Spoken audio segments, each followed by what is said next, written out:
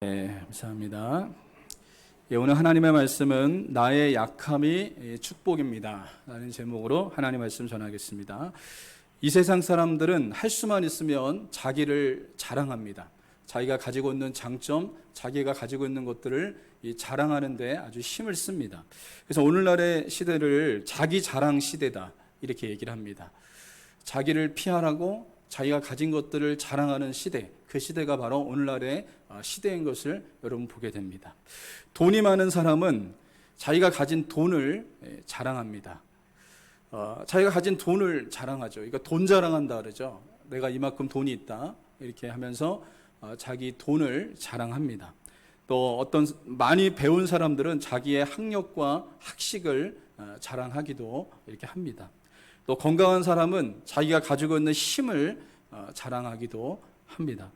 그런데 사도 바울은 어떻게 했냐면 자신의 장점이 아닌 자신의 약점을 자랑했다는 거죠. 왜 그랬을까요? 왜 이렇게 세상과 반대로, 왜 세상과 이게 반대되는 것으로 사도 바울은 자랑하게 되었던 것일까요? 그것을 오늘 우리가 좀 살펴보기 원하는데요. 빌립보서 3장을 보면 사도 바울은 원래 자랑할 것이 많았던 사람입니다. 사도 바울의 자랑거리를 좀 살펴보면, 넘겨줘 보세요. PPT. 자랑거리를 좀 살펴보면 8일 만에 이 사도 바울이 할례를 받았어요. 그리고 사도 바울은 혈통으로 보면 히브리인 중에 히브리인이었습니다. 그리고 그는 이스라엘의 첫 번째 왕이었던 왕을 배출했던 베냐민 지파 출신이었습니다. 그리고 그는 율법을 철저히 배우고 율법을 철저히 지켰던 사람이었고요. 또 그것뿐만 아니라 그 바울 당시에 어디를 가도 당당할 수 있었던 로마 시민권을 사도 바울이 가지고 있었습니다. 그러니까 사도 바울은 가문과 학벌과 신분, 자랑할 거리가 너무나 많았어요. 자랑거리들이 참 많았습니다. 여러분이 보다시피 사도 바울에게는 정말 자랑거리들이 너무 많았습니다. 그럼에도 불구하고 그가 예수님을 만나고 난 다음에 그의 삶이 완전히 바뀝니다. 그는 다메섹 도상으로 올라가는 길에 예수 그리스도를 만났어요. 예수 그리스도를 인격적으로 그가 만나고 난 다음에 그의 자랑거리가 바뀌었습니다. 그의 자랑거리가 무엇이 되었냐면 예수님이 자랑이 되었습니다. 그리고 그가 가지고 있었던 장점들은 다 배설물로 여기고요. 예수님만 자랑했고 또 그것뿐만 아니라 자기의 약점을 그는 자랑하는 사람으로 바뀌는 역사가 여러분 일어났습니다. 그래서 오늘 본문 9절에도 보면 그가 이렇게 얘기합니다.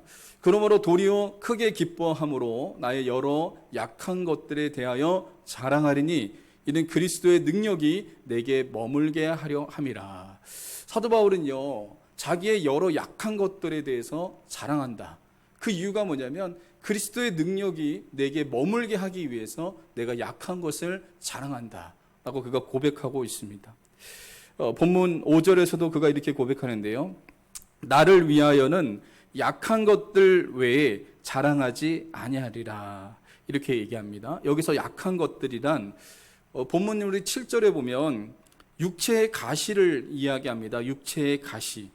그에게 육체의 가시가 있었는데 그 육체의 가시를 헬라어로 이렇게 살펴보면요. 어떤 뜻을 갖고 있냐면요. 장미송이에 붙어 있는 그 가시가 아니라 말뚝이나 혹은 뾰족한 창을 가리칠 때 쓰는 말이 이 가시라고 하는 단어에서 쓰고 있습니다. 그러니까 여러분이 생각하는 그냥 뭐 장미의 그 자그마한 가시가 아닙니다. 말뚝이나 그리고 뾰족한 창을 가리킬 때 쓰는 것을 이 가시라는 단어를 썼다는 거예요. 그렇다면 이 사람에게 있어서 얼마나 큰 고통과 큰 아픔을 줬는지 우리가 짐작할 수 있겠죠.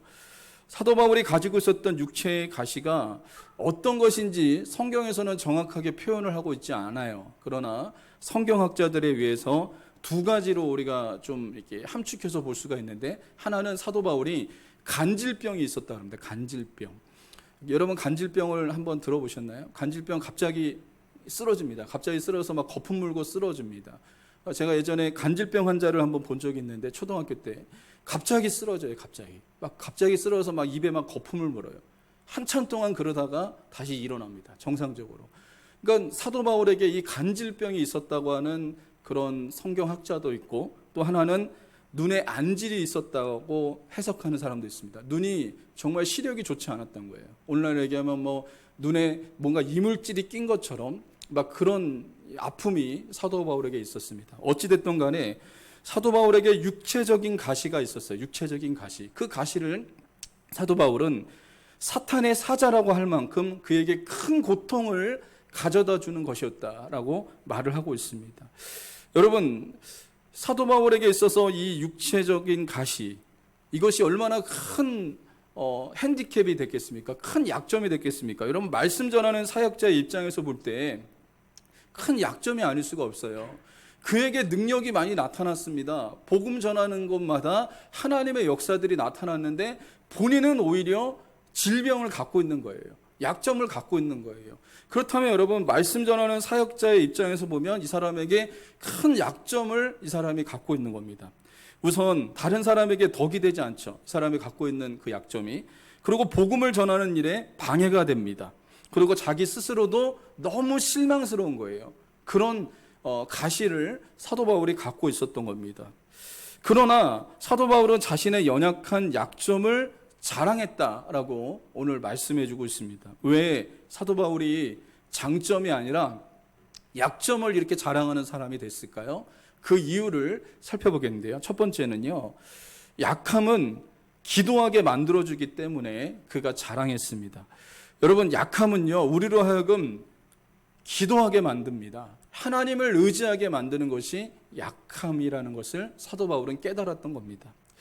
육체에 가시가 있었던 바울은요, 그의 약점으로 인해서 무엇을 했습니까? 8절을 보면요, 이렇게 나옵니다. 같이 한번 읽어볼까요? 시작. 이것이 내게서 떠나가게 하기를 위하여 내가 3번 주께 간구하였더니. 여러분, 얼마나 이 사람이 고통스러운지 이것이 떠나가게 해달라고 하나님 앞에 3번 간절하게 하나님 앞에 기도했습니다.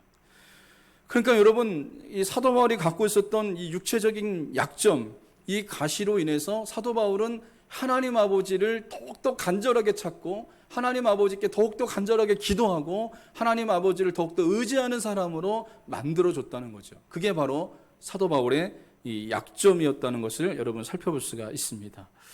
여러분, 이처럼 약점은 하나님 앞에 나아가도록, 우리가 나아가 기도하도록 만드는 것이 약점이라는 거예요. 사랑하는 여러분, 여러분이 가지고 있는 약점이 하나님께 기도할 수 있게 하는 약점이라면 그것은 축복입니다. 축복. 내가 약하기 때문에 하나님 앞에 기도하고 내가 연약하기 때문에 하나님을 의지하고 하나님을 바라본다면 그 약점은요, 축복입니다. 축복. 그러나 반대로 내가 풍요롭고 번영을 이루고 있어요.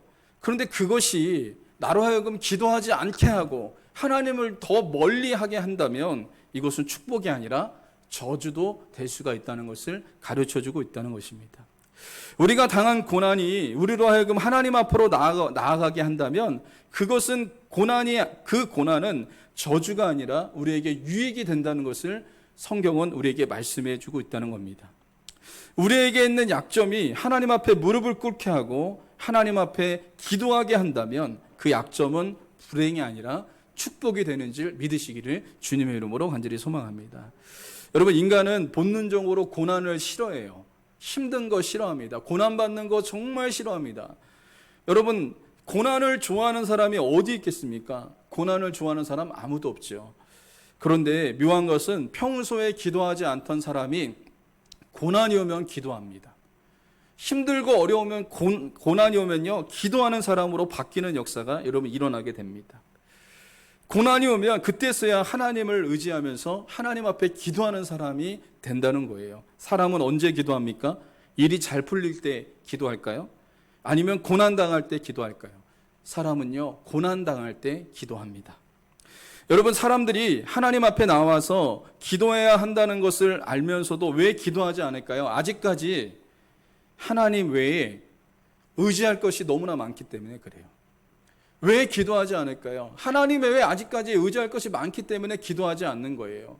그러나 고난이 왔는데 아무것도 의지할 게 없는 거예요. 아무것도 의지할 게 없다면 그때서 비로소 하나님 앞에 기도하는 사람으로 바뀌는 역사가 여러분 일어난다는 것입니다. 여러분, 고난 가운데 사방으로 우겨싸움을 당하고 살수망이 끊어지고 어디에서도 문제의 해답을 찾지 못할 때에 여러분, 기도하지 말라고 해도 사람들은 하나님 앞에 나와서 기도하는 역사가 여러분 일어난다는 거죠. 여러분, 그러므로 여러분들이 지금 고난 가운데 있습니까? 해결되지 않는 가시가 여러분들에게 있습니까? 어떠한 약점이 지금 여러분들 가정에 있습니까? 우리가 고난 가운데 있는 것은 하나님만을 의지하라고 하는 하나님의 여러분 메시지인 것을 여러분 믿으시고 그때 기도하는 하나님의 사람들이 될 수 있기를 주님의 이름으로 간절히 소망합니다. 하나님께서 나에게 연약함을 주신 것은 나로 하여금 기도하라고 하는 지금 사인이에요. 지금 나에게 약함을 주셨고 고난을 주셨습니까? 그때가 어떤 때냐면 하나님을 의지해야 될 때고 하나님 앞에 기도해야 될 때라는 것을 여러분 잊지 마시기를 주님의 이름으로 간절히 소망합니다.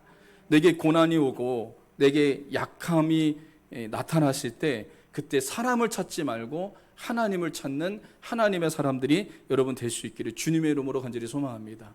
그럴 때 하나님께서 우리의 막힌 길을 여시고 가는 길을 열어주시는 역사가 일어날 것을 믿으시기를 주님의 이름으로 간절히 소망합니다. 두 번째로 사도 바울이 왜 약함을 자랑했냐? 약함은 겸손하게 만들어주기 때문입니다. 약함은 우리로 하여금 겸손하게 만듭니다. 여러분, 본문에 우리가 오늘 읽었던 이 본문에 나오는 사도 바울은요, 엄청난 하나님의 은혜를 경험한 사람이에요. 어떤 은혜를 경험했냐? 천국에 갔다 온 사람입니다. 천국에 3층 전에 다녀온 사람이에요. 천국을 다녀온 사람이 바로 사도 바울입니다. 여러분, 엄청난 은혜를 경험했죠. 이 사람이 이 본문에 보면 2절부터 4절에 보면 사도 바울은 14년 전에 말로 표현하기 어려운 특별한 체험을 했습니다. 그가 주님 안에서 셋째 하늘에까지 올라갔는데 그게 바로 천국입니다. 천국에 갔는데 얼마나 놀라운 체험을 했는지 자신이 몸 안에 있었는지 몸 밖에 있었는지 분간할 수 없는 그런 상태에 있었다. 사도 바울은 그렇게 얘기하고요. 그는 낙원에 이끌려가서 하나님 나라의 계시를 받고 온 사람이 바로 사도 바울입니다. 엄청난 은혜를 받았죠. 정말 대단한 은혜를 받았습니다. 아무나 경험할 수 없는 그런 은혜를 사도 바울이 경험했죠. 또 그것뿐만 아니라 그에게 하나님의 능력이 그렇게 나타났어요. 사도행전 19장 12절에 보면 심지어 사람들이 바울의 몸에서 손수건이나 앞치마를 가져다가 병든 사람에게 얹으면 그 병이 떠나고 악기도 나가더라. 사도 바울이 직접 안수하면요, 병자가 고침받았습니다. 귀신이 쫓겨나갔습니다. 이런 역사들이 일어났습니다. 그런데 놀라운 것은 그의 손수건, 사도 바울이 직접 손을 얹어서 기도한 것도 아니에요. 그의 손수건이나 그의 앞치마를 가지고 병든 사람에게 얹으면요, 병이 떠나가고요, 귀신이 떠나가는 그런 놀라운 역사가 일어났어요.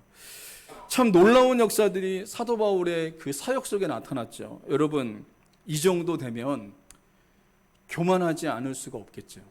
정말 교만할 수밖에 없는 그런 일들이 그의 삶 속에 많이 나타났습니다. 그런데 여러분, 하나님께서 그에게 육체의 가시를 주신 것은 사도 바울로 하여금 교만하지 않게 하기 위해서 그의 육체의 가시를 준 거예요. 그러니까 하나님의 능력은 이렇게 나타나는데 그가 가지고 있는 육체적인 가시 때문에 너무 힘들고 너무 고통스러우니까 이 사람은 교만할래야 교만할 수가 없는 거예요. 그러니까 하나님 앞에 하나님을 붙잡는 거죠. 하나님을 의지하는 사람이 되는 거죠. 그래서 사도 바울이요, 끝까지 하나님 앞에 쓰임받는 사람이 됐습니다. 끝까지. 그는 교만하지 않았습니다. 참 겸손한 사람이었습니다. 그에게 많은 능력이 나타났고 많은 하나님의 은혜가 그에게 부어졌고 교만할 수 있는 그런 조건들이 참 많았음에도 불구하고, 그럼에도 불구하고 사도 바울이 겸손할 수 있었던 것은 하나님께서 그에게 육체의 가시를 줬기 때문에 그래요. 그 육체의 가시 때문에, 그에게 연약함이 있었기 때문에 그는 연약함 때문에 겸손할 수 있었고 하나님을 더욱더 붙잡아야 됐고 하나님을 의지하는 사람이 됐던 것을 여러분 살펴볼 수가 있다는 거죠.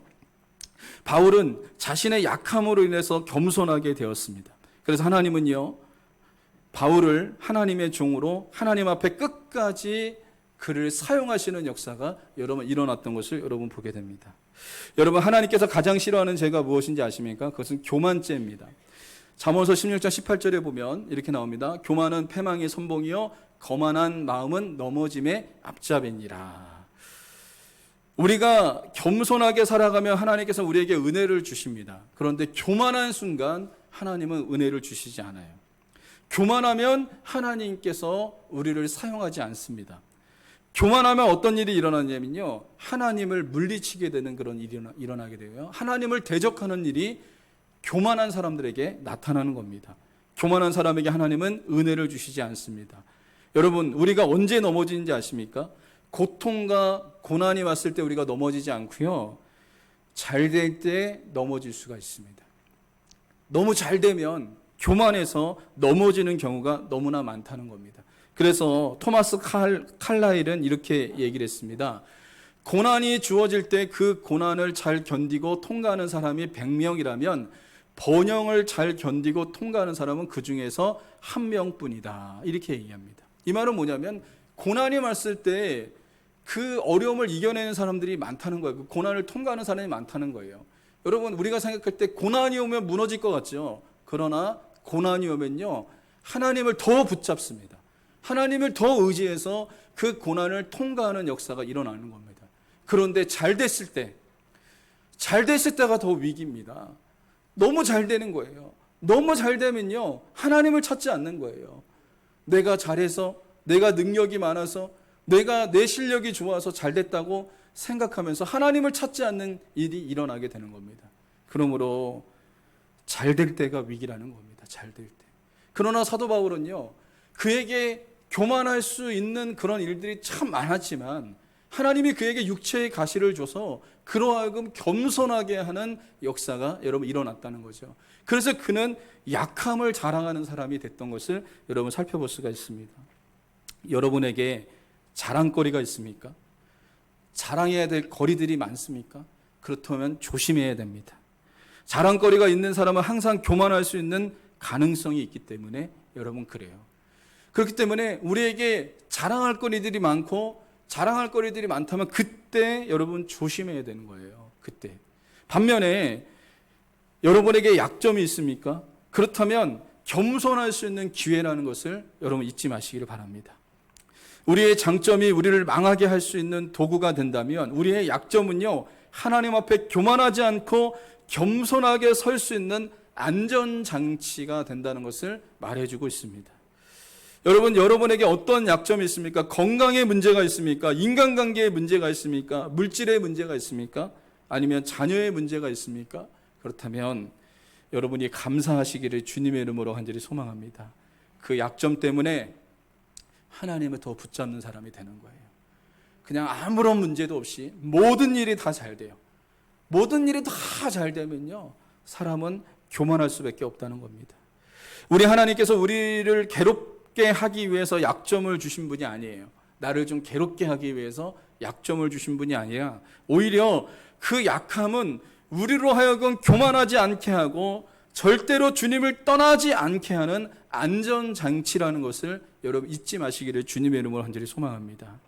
지금 여러분들의 마음대로 되지 않는 것이 있습니까? 여러분 고민하지 말기 바랍니다. 우리에게 주어진 모든 약점과 가시들이 우리로 하여금 겸손하게 만드는 은혜의 장치라는 것을 여러분 잊지 마시고 오히려 감사하는 하나님의 사람들이 되시길 바랍니다. 하나님께서 교만한 자를 대적하실 때 겸손한 자에게는 은혜를 주십니다. 그렇기 때문에 하나님 앞에 겸손하게 나아가는 사람을 하나님께서는 결국에 복되게 해주신다는 것을 여러분 잊지 마시고요. 내게 약점이 있고 내게 가시가 있습니까? 그렇다면 하나님 앞에 감사하시는 저와 여러분들이 되시기를 주님의 이름으로 간절히 소망합니다.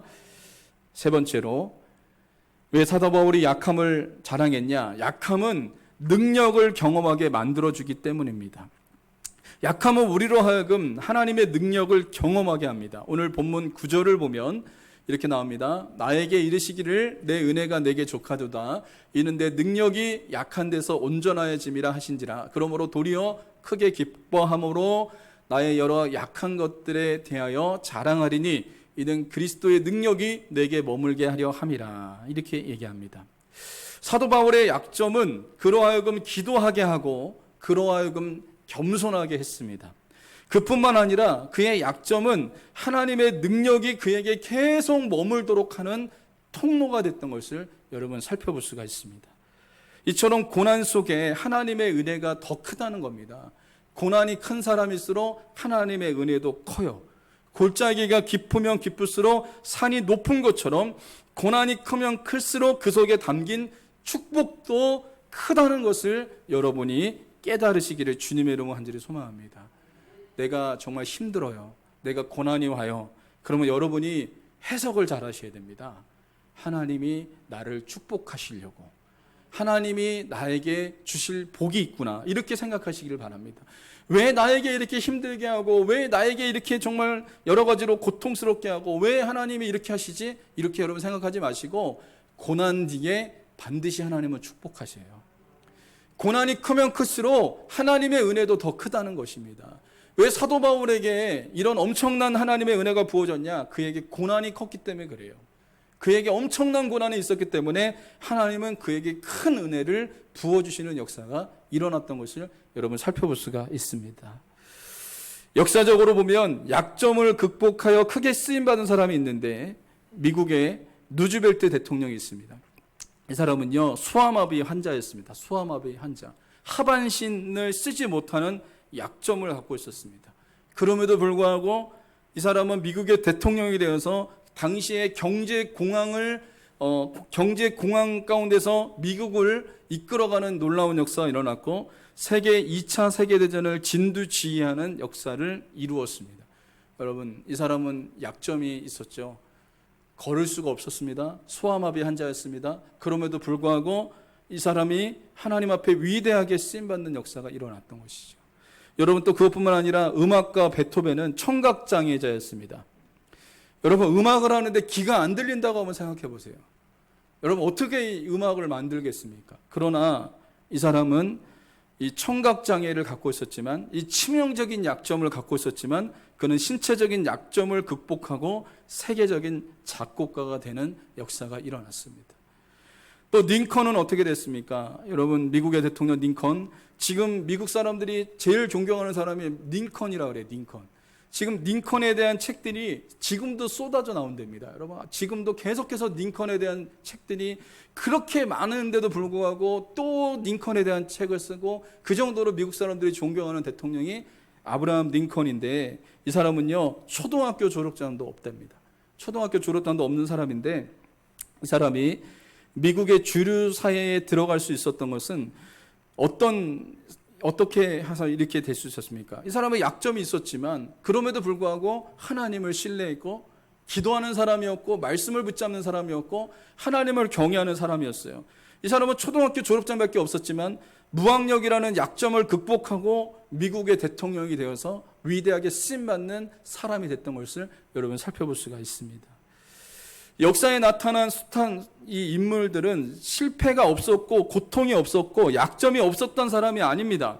그들에게는 부끄러운 약점이 있었고, 피하고 싶은 고난과 고통이 있었습니다. 그럼에도 불구하고 그들은 그것을 극복했습니다. 고난이 그들을 더욱더 강하게 만들어줬습니다. 약점이 그들을 더욱더 강하게 만들었고요, 그 약점이 더욱더 하나님을 의지하게 해서 더욱더 강한 사람으로 만들어주는 역사가 일어났던 것이죠. 그래서 사도 바울의 삶도 마찬가지였습니다. 10절을 보시면 이렇게 나옵니다. 같이 한번 읽어보겠습니다. 시작. 그러므로 내가 그리스도를 위하여 약한 것들과 능욕과 공핍과 박해와 권고를 기뻐하노니 이는 내가 약한 그때의 강함이라. 그가 약해졌을 때 그리스도가 나타난 거예요. 그가 약해지니까 그리스도의 능력이 그를 통해서 나타나는 역사가 일어났던 거예요. 사도 바울은 이 비밀을 알았던 겁니다. 그래서 그가 약해지니까 예수 그리스도가 나타난 거예요. 내가 너무 강해지면 주님이 나타나지 않습니다. 내가 너무나 강해지면 주님이 나타나지 않아요. 그러나 내가 약해지면요, 그 약함을 통해서 예수님이 나타나는 거예요. 내가 너무나 세고 너무나 강하면요, 주님이 일하실 자리가 없어요. 그러나 내가 약하고 연약하고, 그래서 주님을 붙잡고 주님을 의지하면요, 그때서 주님이 일하시는 역사가 여러분 일어나게 되는 줄 믿으시기를 주님의 이름으로 간절히 소망합니다. 사도 바울이 육체의 가시 때문에 고통을 받았고 수많은 핍박과 고난 가운데서도 기뻐할 수 있었던 것은 바로 여기 있습니다. 그가 약해졌을 때 예수님이 나타난 거예요. 그것을 사도 바울은 깨달았던 겁니다. 그래서 그는 자신의 약점을 기뻐하고 자랑하는 자가 됐던 것을 여러분 살펴볼 수가 있습니다. 여러분은 어떻습니까? 여러분에게 어떤 약점이 있습니까? 육체적인 장애와 질병이 여러분에게 있습니까? 무엇이 여러분에게 가시입니까? 남편이 여러분에게 가시일 수도 있죠. 또 때로는 아내가 가시일 수도 있고, 또 말썽을 일으키는 그런 자녀가 또 나에게 가시일 수도 있고, 또 직장에서 입만 열면 자존심 상하게 하고 가슴에 대못질하는 그런 이웃들 때문에 내가 그들 때문에 내 마음에 힘들고 어렵고 연약해질 때가 있습니다. 여러분, 정상적인 생활을 하지 못하게 하는 육체적인 질병이 여러분에게 가시일 수도 있습니다. 무엇이 여러분에게 약점이며 가시입니까? 우리는 여기서 기억해야 할 것이 있어요. 그것은 우리에게 있는 가시보다 가시를 대하는 태도가 더 중요하다는 겁니다. 내게 있는 가시보다 내가 이 가시를 어떻게 대하느냐가 너무나 중요하다는 거예요. 약점이 문제가 아니라 약점을 대하는 태도가 내게 너무나 중요하다는 겁니다. 똑같은 고난 가운데서도 고난의 의미를 어떻게 대하느냐에 따라서 이 사람의 삶이 완전히 바뀌어지는 역사가 여러분 일어나게 되는 것이죠. 제가 지난번에도 한번 소개했다시피 이지선 자매를 소개한 적이 있어요. 이지선 자매. 이 사람은 20년 전에 교통사고를 당해서 전신에 3도 화상을 입었습니다. 3도 화상. 수술을 너무 많이 받아갔고요. 수술을 세다가 세는 것을 포기했답니다. 너무 수술을 많이 받아서. 이 사람은 죽고 싶을 정도로 너무나 고통스러웠대요. 얼굴이 일그러지고 손가락 마디마디가 잘리고 얼마나 이 사람이 고통스러웠을까요? 그 수술 받을 때마다 너무나 힘들고 정말 고통을 받았던 사람이 바로 이지선 자매였는데, 이 사람이 긴 고난의 터널에서 빠져나와서 한동대학교 사회복지학 교수가 됐습니다. 놀라운 일이죠. 어떻게 이런 일이 가능했냐면 이 사람이 선한목자교회 성도입니다. 선한목자교회. 근데 이 자매가 그 어머니가 선한목자교회 장로고 참 믿음이 좋아요. 이 어렵고 고통스러웠을 때 이 자매가 참 힘들었지만 이 고통에서 빠져나왔다 그래요. 이 사고를 일으킨 사람 평생 원망하고 살 수 있지 않겠습니까? 사고 때문에 그냥 누가 술 취한 사람이 이 자매의 차를 들이받은 거예요. 그래서 불이 나서 전신에 화상을 입은 거예요. 여러분 한번 생각해 보세요. 그 교통사고 일으킨 사람, 그 사람을 평생 원망하면서 자기의 그 상처를 우울해하면서 이 사람은 평생 살 수도 있었습니다. 그러나 이 자매가요, 꽤 괜찮은 해피엔딩이라는 책에서 이렇게 밝히고 있어요. 외상후 성장이라는 말을 쓰고 있습니다. 외상후 성장. 여러분, 사람들은 사고를 당하면 외상후 스트레스를 겪습니다. 외상후 스트레스. 그 사고를 생각하면 너무나 치가 떨리도록 힘든 거예요. 그리고 그 어려움을 준 사람들을 너무나 싫어하게 되고 원망하게 되고 그 사람들을 미워하게 됩니다. 그래서 그 사고 안에 갇히게 되는 거예요. 그게 바로 외상후 스트레스 장애입니다. 그런데 이 사람은요, 이 외상후 스트레스 장애에서 빠져나와서 성장하는 역사가 일어났습니다. 그 고난의 터널에서 이 사람은 빠져나왔어요. 그래서 이 사람이 이렇게 고백하는 거예요. 본인은 외상후 스트레스 장애에서 빠져나왔다는 거예요. 그래서 외상후 성장을 이루는 역사가 일어났던 거예요. 엄청난 사건을 당했고 엄청난 어려움을 경험했지만 그 고통 속에서 빠져나올 수 있었던 것은 그 가해자를 용서했습니다. 그리고 자기의 현재 있는 삶을 감사하기 시작했습니다. 하나님 앞에 감사했어요. 그랬더니 이 사람에게 놀라운 역사가 일어났어요. 미국에 유학을 가서 공부하고요, 한동대학교 사회복지학 교수가 되는 역사가 여러분 일어나게 됐습니다. 만약에 여러분 생각해 보세요. 이 사람이 외상후 스트레스 장애 안에 갇혀 있었다고 한번 생각해 보십시오. 원망하고 불평하고 자기에게 이렇게 상처를 준 사람을 용서하지 못하고 거기에 그냥 갇혀 있었다면 이 사람의 인생은요, 그냥 원망, 불평, 그냥 그렇게 하다가 그냥 그 인생을 맞춰야 되는 거였죠. 그러나 이 사람은 그렇지 않았습니다.